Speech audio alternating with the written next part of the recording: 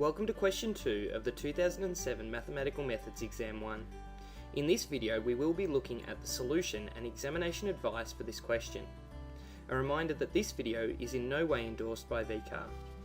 So for part A of this question we are asked to solve the equation log e of 3x plus 5 plus log e of 2 equals 2 for x. And now the first thing that we can do is remember that we have a log law, that when we have the same base and we add two logs, we can multiply the parts inside.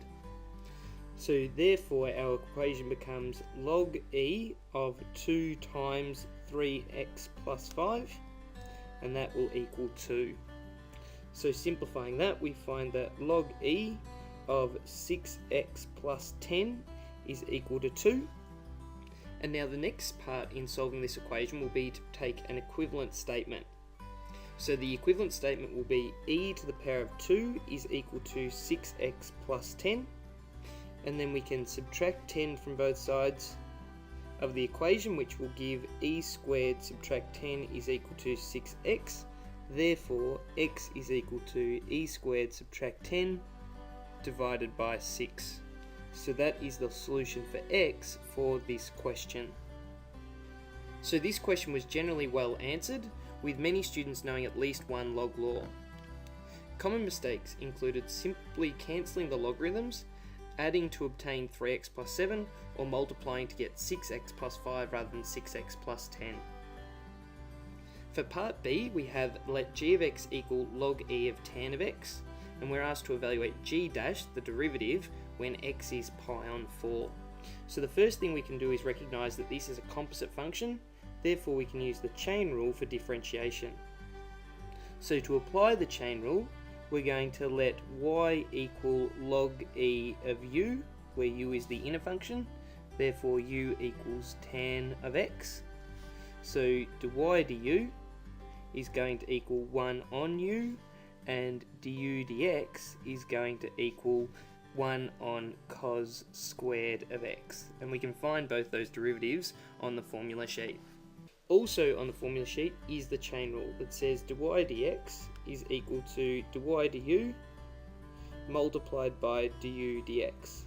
Therefore g dashed of x is equal to dy du, which is 1 on u, but u is tan of x, so we have 1 on tan of x, multiplied by du dx, which is 1 over cos squared of x.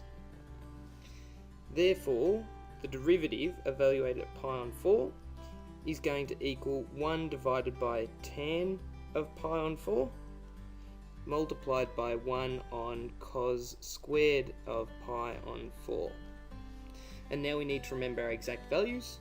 So tan of pi on 4 is simply 1, so it's going to be 1 divided by 1 multiplied by 1 divided by.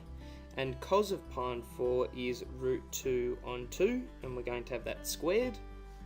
And then simplifying that down, we're going to have 1 multiplied by, and this is 1 over, and root 2 squared is 2, and 2 squared is 4. And that fraction we need to simplify, so we have 1 times 1 divided by, and then 2 over 4, we can multiply by the reciprocal instead, which will give 4 over 2, which equals 2. So that is the value of g dashed of pi on 4. So from the examiner's report we can see that 41% of students managed to get both marks, and the examiner said that given this was a standard application of the chain rule for differentiation, the question was not well answered. Some students attempted to use the product rule rather than the chain rule, and common responses were 1 over tan of x, 1 over sec squared of x, and 1 over cos squared of x. It was not uncommon to see students substitute pi on 4 into their expression, but fail to evaluate it, possibly due to not knowing the relevant exact values for their trig functions.